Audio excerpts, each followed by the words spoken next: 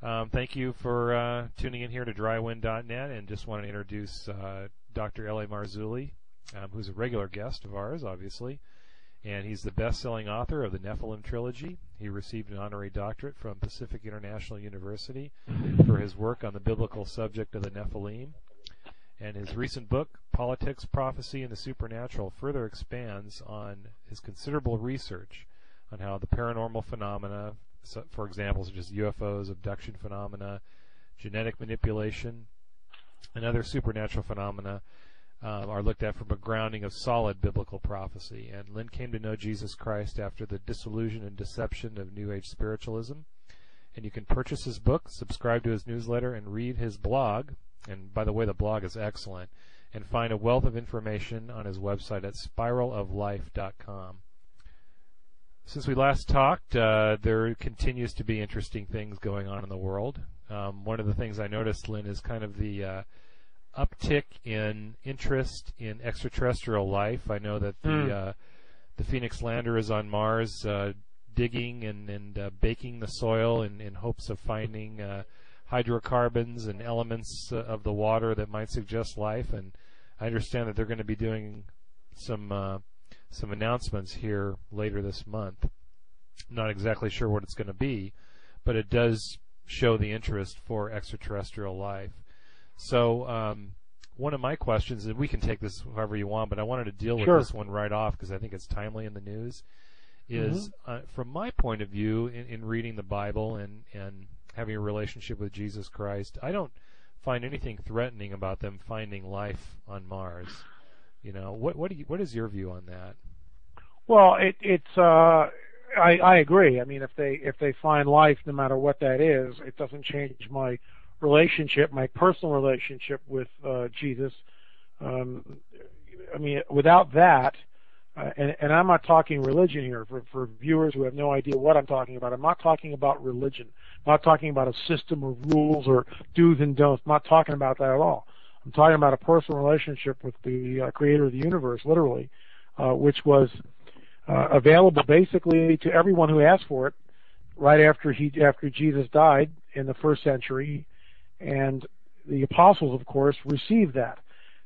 Since then, it's been obfuscated for literally hundreds, if not almost 2 millennia, to the point where people have no idea, many people have no idea what it is. Going to church is not a personal relationship with Jesus. Talking about having your spirit being regenerated, some people call it born again. I don't necessarily, it's a fine, verbiage if you want to coin it that, but that personal relationship with the creative universe by which he communicates directly to me, either through his word, through mental impressions. Sometimes he'll give me a word like he did yesterday, which was kind of interesting. But if they find life on Mars, which I think they're going to, they'll find some sort of past life there that, and this of course will tie into the panspermia theory. If they do find that, it's not going to change anything for me, only because I have that personal relationship with them. Where I'm expecting this to go, of course, is what I mentioned a couple of sentences back, the whole idea of panspermia, the idea of that life was spewed throughout the universe, just exploded throughout the universe, and has evolved over aeons, over millennia, billions of years of time into different life forms. And there really is no God per se. And this is what I think the evolutionists will run up the flagpole, as it were. At the end of the movie with Ben Stein, where he's interviewing Richard Dawkins, he basically asks him point blank, he says, okay, where did life come from? And all Dawkins can come up with, if you haven't seen the movie, it's really worth seeing. I have seen it. It's excellent. Great flick. It's like all Dawkins can come up with is, well, it must have happened, millions and billions of years ago in a galaxy far, far away. And Stein just looks at him and just goes, what a totally intellectually bankrupt argument. You're telling us that we can't even think about creative design as a intellectual discussion and as a theory for how we got here. Well, no, we can't do that. But it's okay for you to tell us that somehow billions of years ago in a galaxy far away, life existed and it blew up. And it's just the most absurd statement I've ever heard in my life. Here's this guy that's supposed to be this this great thinker, and he hasn't thought it through. It's such an intellectually bankrupt argument. So, well, yeah, of course, the fact that Mars would have life wouldn't automatically suggest panspermia. It simply suggests that God's creation, and this is not surprising to those who really read the book of Genesis in the Bible, is varied, is extremely, common and prevalent, and that doesn't, just because they find biological life forms or evidence of past life forms on Mars, doesn't automatically suggest panspermia. However, that is the twisting that they're going to use, to forward this argument. Yeah, I mean, I definitely think they will. It seems to be coming, like you mentioned. It's definitely more user friendly, in the sense that when you get guys like Edgar Mitchell coming out of the woodwork now, telling us that Roswell was an event that had happened, that he grew up in the town of Roswell, New Mexico. When you Google him on YouTube, it's really interesting to watch the interview that he does, and the audio of the interview from Kerrang Radio, and then later on where he's talking and he's being filmed. And he's saying, look, I was on the moon and I did this and I got back here, and a lot of people that had remained silent for decades in Roswell approached me with their story, how they had been threatened by the military. I mean, it's all the stuff we've all heard before. Threatened by the military, told to shut up, told not to say anything, said that you didn't see what you thought you saw. And their families were threatened, and on and on it goes. I was just on a radio show, and the host just reamed Mitchell. I mean, up one end and down the other, just cut this guy apart, calling him a boob, and because he's got the Noetic Science Institute and all this, and why? Because he's interested in trying to find out where his origins are. And for this, he's castigated. In other words, well, he's got a book to sell at $65 a pop. I mean, that's all this. It's just amazing how first thing that happens. And it's not just Edward, and it's not just Mitchell. It's Gordon Cooper in his book Leap of Faith. Other people, right? Amazing. And he describes other people have talked about this. Yeah, he describes craft at Edwards Air Force Base taken via high-speed camera when he was a test pilot. Look, there were 4 guys on Larry King several weeks back that talked about the same thing. That they had worked during the Cold War and the intercontinental ballistic missile silos in the Midwest and other places in the United States, and all 4 of these guys talked about this UFO coming in and shutting the base down. In other words, shutting a portion of that base down. And apparently 10 intercontinental ballistic missiles went offline. So the lights went from green, ready to launch, to red. And they had a tech on there. This guy probably worked there at least 10 years, if not longer. And he went on the record and said, look, one of these things would go offline. Very, very rarely you'd see 2, never 10. And, these people saw this UFO, was tracked on radar. These guys are on Larry King breaking security clearances, or are they breaking security clearances? In other words, are they being given the okay by higher-ups or whatever? Look, we want to break, here's a scenario. I'm not saying this is what's going on, but it's a scenario. At least we can travel in it. It's like if you can't talk about it like in this sort of terms, then there's no freedom of speech. And on this radio show I was on fairly recently, I mean, there was no freedom of speech. The host had made up his mind. If you don't agree with him, you're an idiot. That's basically the way he couched everything. And of course, I will probably never be on his program again, which is fine. But getting back on point, here's a scenario. Mitchell's been known about this stuff. He's been traveling in this stuff. He's got his Noetic Institute, and he's got his books and everything else. He gets a call 9:30 in the morning from a gentleman that he knows that's in the government, let's say. Mr. Mitchell, how are you? They talk, exchange a few niceties on the phone. Then the man says, we're really concerning the Roswell incident, and you know what I'm talking about, Dr. Mitchell. And Mitchell says, of course I do. And he goes, well, we've been discussing it here, and we're beginning to let some of the information out now because we feel it's time for full disclosure for the citizenry, and we want to start bringing the information out, in little bits and pieces. So I want you to go, and the next interview that you do or whatever, you can feel free to start to, disseminate the information. That's a scenario. Did it happen? No idea. Whether it did or it didn't. But the bottom line is, all of a sudden, after decades of silence, Mitchell hops on Kerrang Radio. You can hear the host when you go on.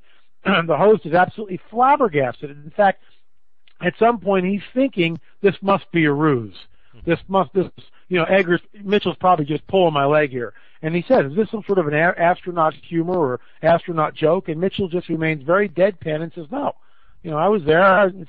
This stuff is real, and they're here. They look like the UFO gray aliens that have been so enculturated throughout movies and E.T. and books and Roswell incidents and all that. So the guy on Kerrang was just blown away. By the way, I've been on Kerrang radio and had a very interesting discussion with politics, prophecy, and the supernatural. But getting back on point again, yes, I think this is all part of what is coming down, the fact that the media is becoming more open to it. This last thing with Mitchell, it was on Fox News. Hannity's America had a typical 10-minute segment, or whatever he does. He's got like an hour, so he carves things up into like 5 to 8 minute segments, whatever. And so Mitchell was on for one of those segments, and he saved it for the last in his program, knowing that probably he would get the most viewers wanting to see that. And this is not an audio from Kerrang. This is a one-on-one interview, fascinating interview with Sean Hannity. And so here it is. It's on Fox News. And with all due credit, you compare Hannity's demeanor and attitude towards Dr. Mitchell, and this host that I was on a radio was basically just hostile. And Hannity was just like very matter of fact, and this is interesting, and are we looking at this? And let's at least get a dialogue. Whether this other host was literally hostile towards it, and certainly painted basically called it, my argument for it was held together by silly putty. So it's his show. What am I going to do? So, but it's interesting to see how, and this is something I just blogged about a few days ago. Truth goes through 3 phases before it's accepted, and that's when a new concept, like in Christopher Columbus's day. Imagine when Columbus goes, I think the world might be round. Imagine the absolute ridicule and the names that he was called, scoffed at, called an idiot. The ridicule, how he was castigated, one side down, the other probably. But he finally, and that's the first stage of when a new truth begins to emerge. The second stage, of course, is a violent opposition to it. And I would say that the host I was on with was definitely in the first stage, moving into the second. He definitely was into the idea of ridiculing me and anyone who would believe Dr. Mitchell, but he was also sort of vituperative with his remarks and kind of getting hostile in his attitude to the point where I don't want to be on his show anymore. And of course, the third phase that truth goes through is self-evident. Well, we always knew it was here. It's widely accepted, and it just becomes self-evident. Well, it's always been that way. The world has always been round. What are you talking about? The world is flat, which is what we see now. And yet, a few centuries ago, the world was flat, and that's how everyone viewed it. So all that to say, I believe that when this so-called revealing of the extraterrestrial presence happens, which I think literally is sooner than later, which I believe, of course, is the subtitle of my book, There Are the Dogs, The Coming Great Deception of the Luciferian Endgame, the churches will be mostly deceived, most lukewarm Christians will be deceived. Certainly, if you have no idea of what this is, you will be deceived, and you will believe that in the alien gospel, which is simply this, that they are progenitors, they created us and genetically manipulated us thousands of years ago from primitive man, that they also started off the world's religions. I blog on this, by the way, on the blog. You have to go back. I think it's one of the first blogs, Indiana Jones and the Crystal Skulls. That was the headline of it. Entertainment or propaganda? Of course, I believe it's propaganda. And, all of this is working towards an end. And one would have to say that Mr. Marzulli, do you believe in conspiracies? I say, well, they're sure. I mean, people can have conspiracies. Was JFK a conspiracy? In my opinion, it was. But that's a whole other topic of conversation. But there's a mystery of iniquity, as Paul talks about it in the Word, in the Bible. When Paul talks about it, that this mystery of iniquity is at work and already at work. And he talks about that in the letter to Thessalonica, the Thessalonians, saying that this mystery is at work. It's in the world. It's working. It's moving, and it's about 8 years old. I saw a UFO. It was during in the 1970s. It was during one of the big flaps. It was actually the same flap that occurred right when we were standing up our nuclear level during the 1973 war. There was a huge UFO flap then, and I actually saw one. And I didn't know what to make of it. And for many years, it changed my worldview. It really affected me to the negative. I like, well, is God real? You know, and it's only when I began actually reading the Bible and I began seeing that it was described in the Bible, this deception, you know, and understanding that angels aren't little, you know, things that you see in a Christmas play. These are real, actual beings. Right. You know, I think that there'll be people who will realize that. I think you're very popular on Coast to Coast, and there's a reason for that. One, I think the Holy Spirit is affecting people. You know, so we're saying these words. It's not just us that's saying these words and saying this message.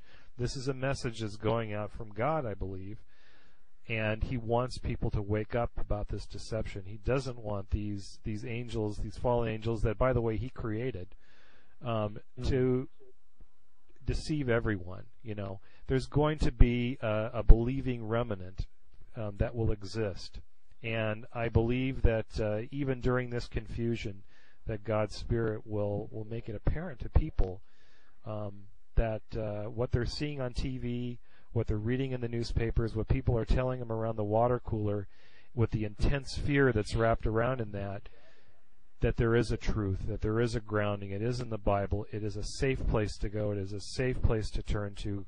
Christ is real. He's not accidental. Right. You know, there's a lot of preachers out there that are fake. You know, I'm like you, Lynn. I see the church and I see these TV evangelists and I'm absolutely turned off. However, there are people that are truly with God, that honestly believe in Jesus, that are following His way, and the way is the key. It's not a church, it's the way. It's the way it's described in the early church. Correct. And that they don't have to pay attention to all this enculturated churchianity, that this is a real thing. It helps people, and it also explains down to the absolute letter and degree the things that are going to be coming on this earth. And there are things coming on this earth that are going to challenge, that will look like a movie. People will not believe what they will be seeing, in my opinion. I believe that. You know, we all were there, just like you mentioned in 9/11, and we saw on television the collapsing of these buildings. We all went, that looks like a movie. I mean, that's probably one of the first things that came to my mind when I saw that. And when we see these mushroom clouds, and then we see manifestations in the heavens of craft, people are not going to believe it. They're going to be blown away. They're going to be frozen. Like a computer freezes, they will freeze. So I think that now is the time to begin thinking about these things, whatever you believe in. You know, even if you question what we're saying here, you should think about them and consider, you know, what do you believe, you know, if this happens? You know, let me piggyback on that, in the same idea that Scripture, specifically the Book of Revelation, gives us a scenario which talks about a one-world government and a one-world religious system. And I love some of these prophecy guys get up there and go, well, you know, the Antichrist is going to have this one-world religion and we're all going to worship him. Okay, fine. But they never tell you how they're going to get there. Yeah. In other words, no one has a clue as to how they're going to get there. Well, in politics, prophecy, and the supernatural, one of the things that I do discuss is that this event, my scenario, has a reason, I give a scenario in which the 1.2 billion Muslims on this planet and the 1.6 billion Christians on this planet would surrender their belief system because they would see something that would overwhelm them, not only supernaturally, but when they start showing holographic film of Jesus walking on the water and everything else, I mean, the church is going to be blindsided. And this is what people let it go. This is the coming great deception. This is the alien gospel. This is the Luciferian endgame. Those titles I've used. This is the great deception which is coming. And people will be deceived. Jesus himself says it. Men fainting from fear of what is coming upon the earth. Even the elect would be deceived if that were possible. Satan comes with all signs and lying wonders. I mean, add them all up, folks. Don't take my word for it. You look in your Bible and you tell me, come up with a scenario. How do you get 1.2 billion Muslims to change their religion? You know, how are you going to do that? You're going to shoot them all? You know, under the pain of death? Baloney. They'll already die. So that's not going to work, is it? They're not going to change. You're going to have to shatter their worldview. And one way to do that would be to have holographic film showing the angel coming out of a craft and going into the cave and talking to Muhammad. One way to blow the Christians away would be on the day of the resurrection, right? There, E.T. comes down, stone rolls away, there's a bunch of graves there, and Jesus knows them because Jesus is actually a plant. He's a walk, and he's part of the extraterrestrial hierarchy, whatever, however you want to say it. And I know it sounds incredibly far-fetched, but it's a scenario, isn't it? And the other, as far as I know, no one else has come up with a scenario. All these prophecy scholars, no one's come up with another scenario. Well, the Antichrist is going to kill everybody. Well, I just said several paragraphs before that the Muslims are willing to die for their faith, so that's not going to work. It's just not going to work. Now, I believe that in Jesus' words, when he says, men fainting from fear of what is coming on the earth, that even the elect would be deceived. What is coming is so supernaturally monumental. We've never seen anything like it. Remember, the book of Revelation also talks about when Satan is cast down to earth, he's really ticked off because he knows his time is short. For the first time, he's stuck in the space-time continuum that we are stuck in. So he can't flit in and out interdimensionally like he's been able to do. Now he's stuck here, and he's really ticked off because of it. Yeah, that's interesting, and some people ask me, well, if the evil angels have craft, why do they have craft? One, and I think that's a good answer. One is there could very well be a limitation that the fallen angels have now. They were cast out of heaven. It very clearly says that in the Bible. The second thing is there seems to be some kind of biological connection. It mentions in Genesis 3, the seed of the serpent, and there's a lot of different interpretations of that, but I take it as a literal biological line from the line of for the and then we have other imagery in the Bible that describes the mixing of clay and the seed of man, clay and iron, right? Clay and iron, right? And exactly in the statue. So it's clear that there's biological entities associated with these fallen angels. So when people see extraterrestrials, I firmly believe that there very well may be extraterrestrial biological entities. But people have to realize that they are likely genetic manipulations of the fallen angels somehow. They are, it's no accident why these beings are harvesting apparently human female eggs during the abduction. I know people make a lot of fun of that, but serious scientists and sociologists and psychologists have studied it and found that there's something to this. So what is true, in my opinion, is that God doesn't necessarily need these craft, and that's one of the division, I think, with a lot of people is that, well, if the bad guys have UFOs, then the good angels must have UFOs, and it may be, but I don't think that that's necessarily true. In other words, people will say, well, Jesus will come down in a spacecraft, and all the miracles that Jesus did in the Bible were because he was assisted by angels and UFOs. To me, that's just a lie of the enemy, in my opinion. Agree.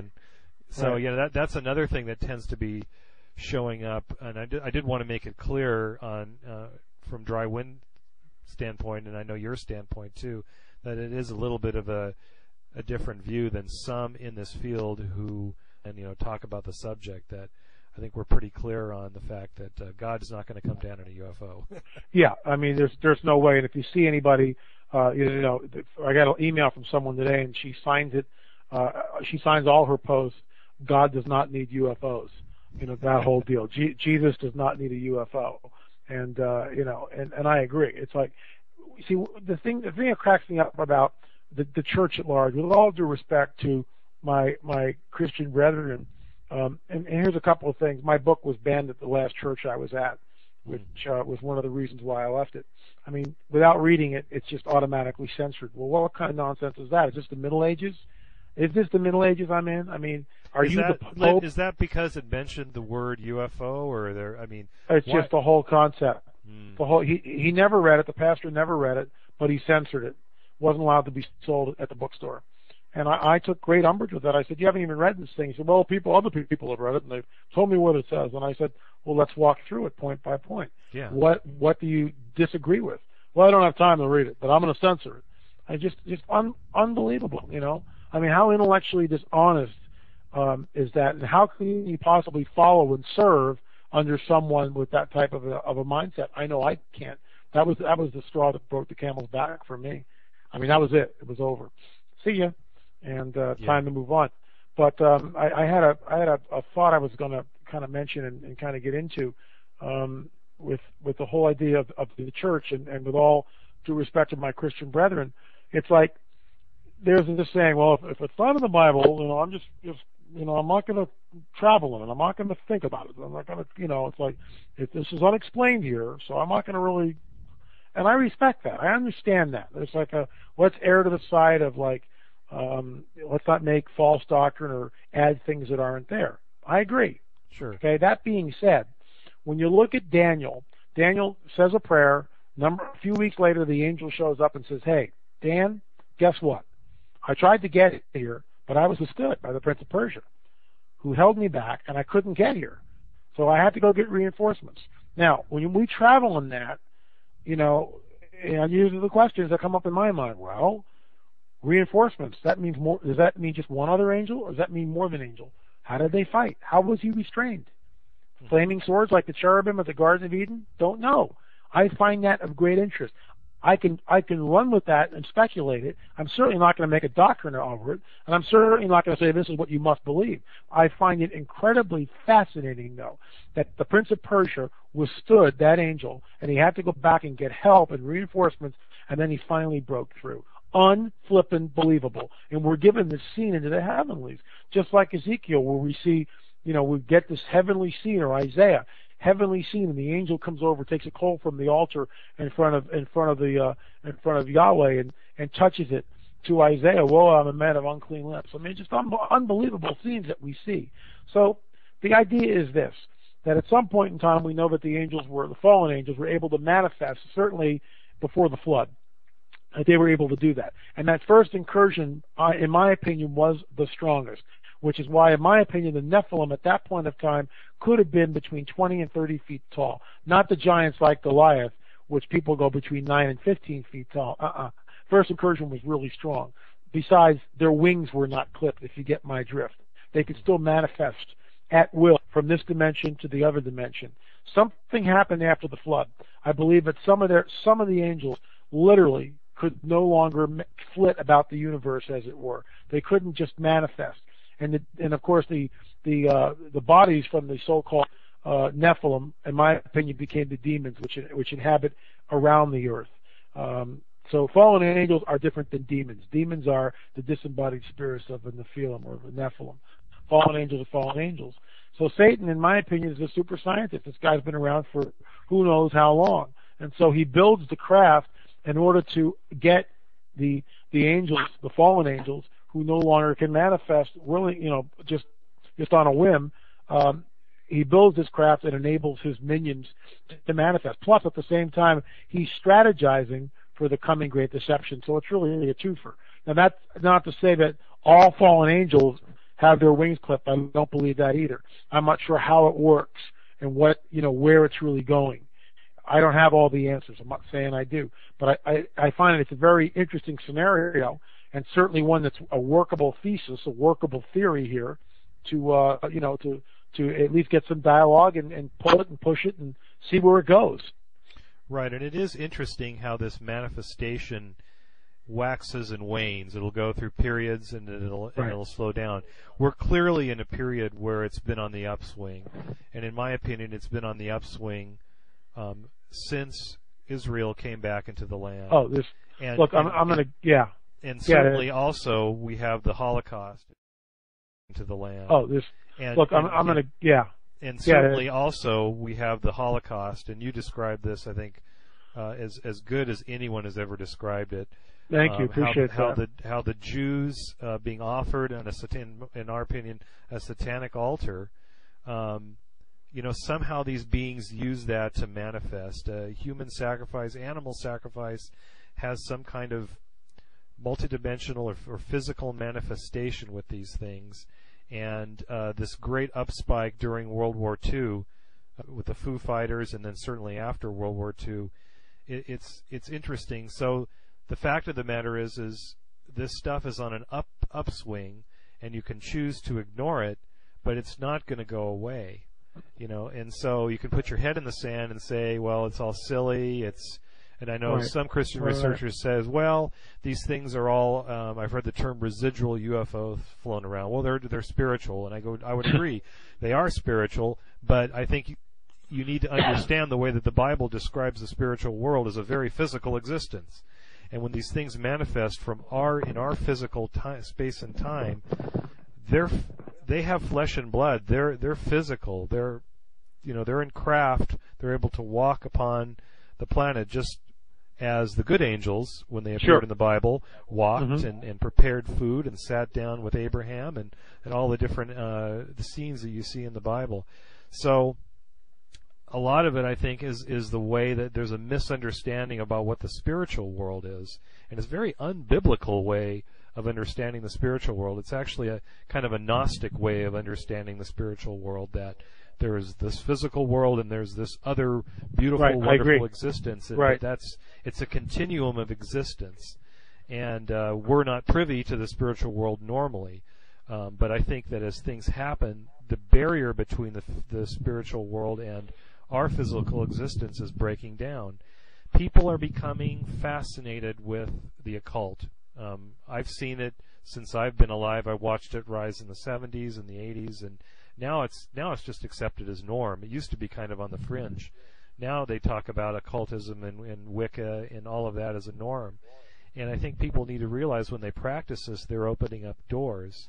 But the UK is a hotbed of this stuff. Yeah, it is. And it is no accident that these manifestations are happening in the United Kingdom all over the place. It's on the mainstream news in the UK nearly every day. And these are things that are the Ministry of Defense is chasing after. Police, helicopters, and military aircraft are chasing after these things. And I think that's a beginning, and I don't know what the timing is, but the beginning of something that will eventually happen worldwide. Well, I'm on board with you. This is some statistics. I've also, if you go to the blog and you go a few back, there's a link to the site. It's National UFO Reporting Center, and it's by month, but it's also by year. And basically, in 1947, they had one UFO report. All right. Well, in 2008, last month, there were 375 UFO reports in 1 month. So this goes back to what your statement was, that since the birth of Israel, the phenomenon is burgeoning, and it is. It's burgeoning like crazy. It's not going away. It's accelerating. That's the word I like to use. Everything is an acceleration. Not only the UFO thing, but the enemy is a master strategist, and we can see that in other areas. For instance, and I'm not blaming this all on the enemy, but I find it very curious that I think the last time I was on, we talked about this, that natural disasters are up 400% in the last 2 decades. And I spoke to a meteorologist about this, and he said, absolutely. There's no doubt that this thing is the frequency of the increase is unbelievable. That the 400% is right. I mean, if it was like 50% or something, we'd kind of scratch our heads and go, well, maybe it's a climatic anomaly or something, sunspots or whatever. But 400% in 2 decades, it's my term. He wouldn't go on board with the acceleration. But I think that the world is accelerating. When you look at the financial markets collapsing all around us, and the way the dollar has fallen, the price of oil, all the other natural disasters. When you look at 14 million people facing starvation in Africa, the AIDS epidemic is up globally. It's becoming a pandemic. I mean, the place is just is a Looney Tune, in my opinion. And people are getting edgy. They're not sure where it's going.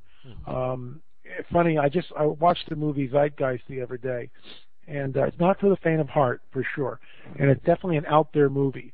And my caveat is, get a good dose of the word before you watch it, because they'll make you think. They'll make you think, especially the first third, which negates even Jesus as the Messiah. But what I found interesting, and all things biblical, by the way, what I found very, very interesting is that they come to the same conclusions that I come to in certain areas. For instance, they believe that the one world government is imminent, and they also believe that there will be a one world some sort of monetary system, probably based on digital angel, like I do also, or Verichip, or however it comes down. Now they've got an RFID in the ink, which so they can tattoo you with the ink, and it's, they got the RFID information right there. So it's even gone in the last 6 months from digital angel, now it's into an ink, which they can tattoo on you. Unbelievable. So Zeitgeist looks at this and talks about this and points to the horrors of this one world governmental system with this big conspiracy, this global conspiracy, which is imminent, which is going to happen soon. Well, in my opinion, once again, they're being incredibly intellectually dishonest because they negate the Bible. And we've been saying this. We've been talking about this since Hal Lindsey, since the late 70s or whenever the late great Planet Earth came out. We've been talking about this for decades. The mark of the beast is going to come, and been laughed at and been scoffed at. So why Zeitgeist and the producers of Zeitgeist throw away the Bible and Jesus and everything else? What they're promulgating towards the end of the film anyway is the same idea that we are, that this global government is going to happen, but they're pulling rabbits out of their hat, where we have this thousands of year old prophetic word which is telling us exactly how it's going to come down, who's behind it, the machinations of Satan. Obviously it's a Luciferic endgame, it's a coming great deception, and it's all part of this fulfillment of the book of Revelation, which, by the way, has been a closed book until fairly recently. I mean, no one understood it. No one had an idea of how this was going to come down. If you went to someone in the early part of the 1900s and say, I believe that Israel is going to be regathered from the four corners of the earth and reestablished in Jerusalem, you would have been ridiculed. Here we go, the three phases of truth. You would have been scoffed at and ridiculed till the cows came home. I mean, it's just, there's no way it's going to happen. And yet, of course, now we see the fulfillment of Ezekiel 37, where Israel truly has been regathered from the four corners of the earth, set back into its ancient homeland. And if you go to Amos 9, it says very specifically, once that happens, it will never again be uprooted from its ancient homeland. So these are the things that are happening in our generation. Literally, we're watching them, we're seeing them happen. And of course, as you pointed out, that from the inception of Israel in 1948, we've seen the rise, the burgeoning of the UFO sightings, and that's exactly what has gone down. That's exactly what we're looking at. So I believe that we are in the time of the end. I believe it's going to happen soon. I think that maybe things will happen a lot sooner than we think. I'm not a date setter, but the way things are heating up, and let me just throw something in here. The Israelis are known for preemptive strikes. It's before the '67 war, they hit the Egyptian airfield. They hit Saddam when he had his nascent nuclear program happening in Iraq long before he was deposed. Recently, they went into Syria, and they also did a preemptive strike there when the Syrians were attempting their nascent nuclear program. The Iranians aren't stupid. Several months ago, I think about a month and a half, 2 months ago, the Israelis did sort of a dry run by going up to Greece. They refueled helicopters. They had F-16s, F-15s, over 100 of them in the air. It was a huge military exercise, basically war games. That's the word I was searching for, war games. And make no mistake about it, Greece is the same distance from Israel as Iran is. So it's very obvious that they're preparing for something. So the Iranians know that. They're not dummies. They're not stupid. They know that the Israelis have a record of this.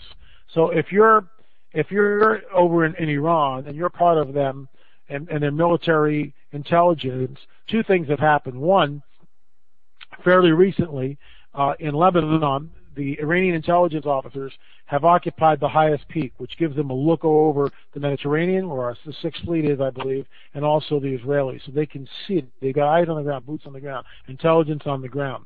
Gee, it sounds like they're getting ready for something. They also did these missile tests where they shot up a missile that and it reached a height of 200 miles. Here's what some people have been saying. The whole idea of electromagnetic pulse wave, and this is the scenario, which, by the way, ties into my book, Politics, Prophecy, and the Supernatural, where it will be a two-prong attack against Israel. In other words, you could take this missile, arm it with a nuclear warhead, which they easily could get from the Russians, right? Stick it on a barge and fly or move that barge about 100 miles off the coast of the United States, right? Launch the missile, and have it detonate over Ohio. Well, you've over about 200 miles up in the atmosphere. The moment you do that, you're going to set up an electromagnetic pulse wave, which could wipe out our way of life as we know it, literally. At the same time you're doing that, you hit the Israelis. Two-prong attack, like I've been saying in politics, prophecy, and supernatural. I believe the Iranians are going to pull the plug because they know for a fact that the Israelis will not allow them to get a bomb. And my critics just say, well, Israel has a bomb. Yeah, but Israel's not running around going, Iran is a dry, withered tree, soon to be uprooted and thrown into the sea, or Iran is a cancer, soon to be irradiated, or basically we're going to wipe you out. And that's what the Iranians have been saber-rattling for literally years now towards the Israelis. So there's no way the Israelis are going to allow the Iranians to get the bomb. All that, what I just said to say, that I believe the stage is set for this two-prong attack that will happen in the United States and in Israel simultaneously, which will then trigger the supernatural. Well, I think we're going to be on again discussing this. I'd like to continue this as a continuing dialogue. I think that as people see stuff in the news, I think that they are going to want to listen to this and maybe even if they disagree with us, at least get our perspective on it. Lynn, thank you very much. My pleasure, Daryl. Thanks for having me on. Ladies and gentlemen, again, you can go to spiraloflife.com and get all the information, and we'll see you next time.